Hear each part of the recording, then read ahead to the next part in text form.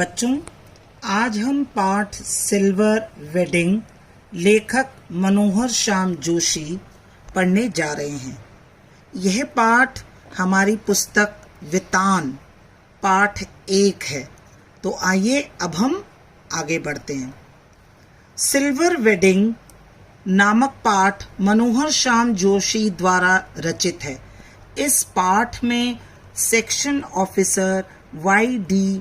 यशोधर पंत के विवाह के 25वीं वर्षगांठ का वर्णन है। पाठ इस तरह है। पहला, यशोधर के ऑफिस में। मैंने पाठ को आज 4 भागों में विभाजित किया है। दूसरा, ऑफिस के बाबुओं का आग्रह। तीसरा, ऑफिस के बाद यशोधर बाबू का दैनिक कार्यक्रम। चौथा, कृष्णदा की याद। तो आइए सबसे पहले हम पढ़ेंगे यशोधर के ऑफिस में। यशोधर अपने विभाग के में सेक्शन ऑफिसर हैं जो अपने कार्यालय में ठीक तय समय तक बैठते हैं।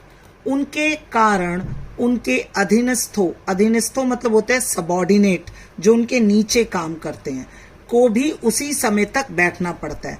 अपने अधीनस्थों के साथ दिन भर उनका व्यवहार भले ही रूखा हो, शाम को चलते समय वे अपने गुरु कृष्णानंद पांडे की परंपरा का निर्वाह करते हुए वातावरण को हल्का फुल्का बनाने के लिए थोड़ा बहुत हास परिहास मतलब हंसी मजाक करते थे।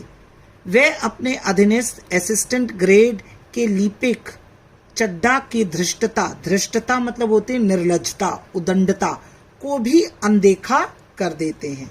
यही बातचीत में मालूम होता है कि आज के ही दिन 25 वर्ष पूर्व यशोधर की शादी हुई थी। अब आइए आगे हम ऑफिस के बाबुओं का आग्रह। अच्छा, एक शब्द यहाँ लिपिक चड्ढा आए हैं। लिपिक मतलब होता है जो टाइपिस्ट होते हैं। चलिए अब हम आगे बढ़ते हैं। ऑफिस के बाबुओं का आग्रह। यशोधर बाबू को अपने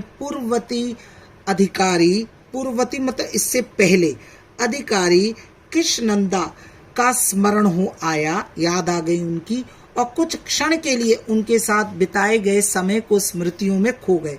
चड्ढा के पुनः बोलने पर यशोधर बाबू के मुख से अचानक यह वाक्य निकल गया, now let me see, I was married on 16 February 1947।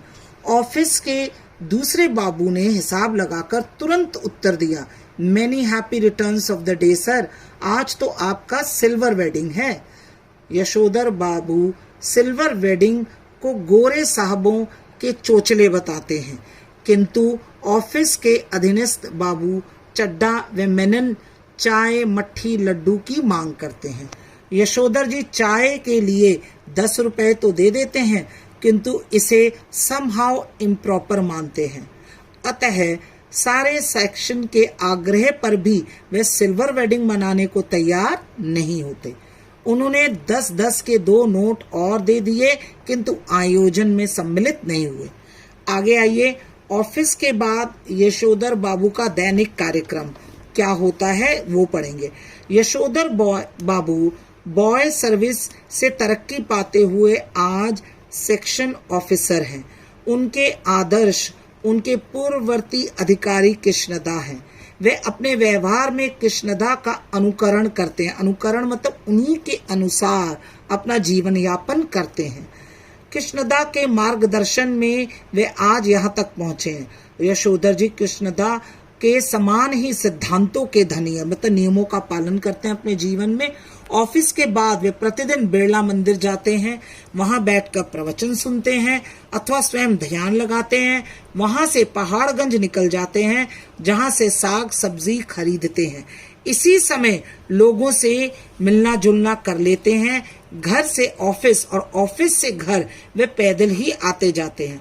Office का समय तो 5 बजे है, किंतु वे घर रात्रि को 8 बजे ही पहुंचते हैं। अब आइए आगे।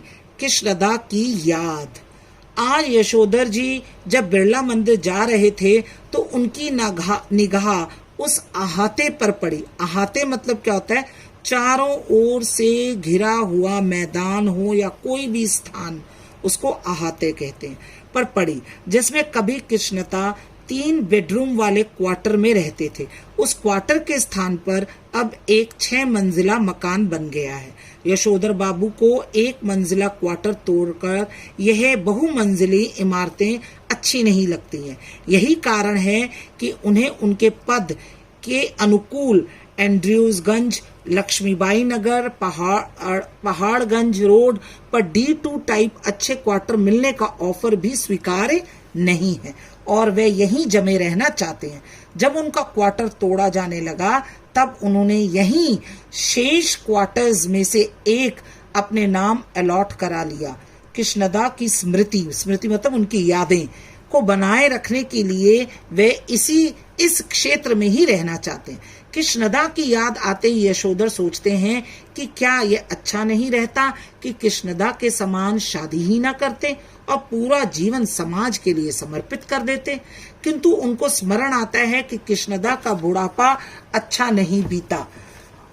सेवानिवृत्त होने के बाद जब कृष्णदा, सेवानिवृत्त मतलब होता है जब उनका पूरी 60 साल के बाद जब वो रिटायरमेंट ले लेते हैं, कृष्णदा को क्वार्टर खाली करना पड़ा तो उनके किसी भी साथी ने उन्हें शरण नहीं दी। उन्हें अपने गांव लौटना पड़ा जहां साल भर बाद ही उनकी मृत्यु हो गई। समाज ने यह नहीं जानना चाहा कि उनकी मृत्यु इतनी जल्दी किस कारण हुई। कृष्णदा से मिली सीख भी यशोधर को याद आती है। यशोधर को याद आता है प्रतिदिन भ्रमण से लौटते हुए कृष्णदा अपने मानस पुत्र किसे कहते हैं, जो इच्छा से उस पुत्र को वो स्वीकार करे, मतलब आप समझ लीजिए कि अडॉप्ट करे। अब पुराणों के अनुसार जिसकी उत्पत्ति इच्छा मात्र से हो उसे मानस पुत्र कहते हैं। यशोधर के घर अवश्य आते थे। कृष्णदा ने उन्हें जल्दी उठना और सैर पर जाना सिखाया था। कृष्णदा ने early to bed and early to rise makes a man healthy wealthy and wise मंत्र दिया था। कृष्णदा उनको भाऊ कहते थे जो उनको बहुत अच्छा लगता था।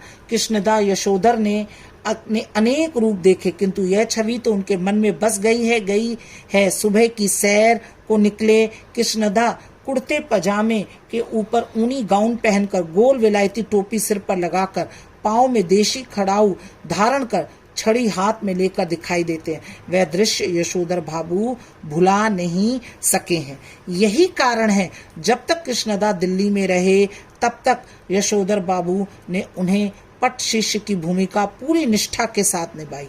मतलब उन्होंने उनका पालन पोषण किया था कृष्णदा जी ने यशोधर बाबू का, तो उस रिश्ते को उन्होंने पूरी तरह से निभाया। भले ही पत्नी व बच्चे नाराज हो रहे हों, अपने घर पर होली गवाना, जनेऊ बदलने के लिए कुमायूनियों मतलब क्या होता है, एक जाति होती है, उनको अपने घर आमंत्रित करना, रामलीला वालों को क्वार्टर का एक कमरा दे देना, मैंने इन सब बातों के लिए उनकी पत्नी राजी नहीं होती थी पर फिर भी वो दिया करते थे। यशोधर बाबू ने कृष्णदा से ही विरासत में प्राप्त किए थे। यशोधर को इस बात का दुख है कि कृष्णदा का बुढ़ापा सुखी नहीं रहा।